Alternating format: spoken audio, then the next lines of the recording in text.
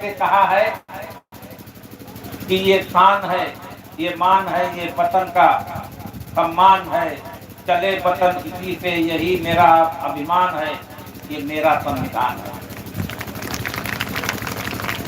उन्नति का ये मंत्र है, लोकतंत्र है, गणतंत्र है, न्याय की ये नीति है, सम्मान की ये रीत है, अखंडता की यही शांति का मान है, ये मेरा संविधान है। बहुत से अधिकार हमें संविधान ने दिए हैं,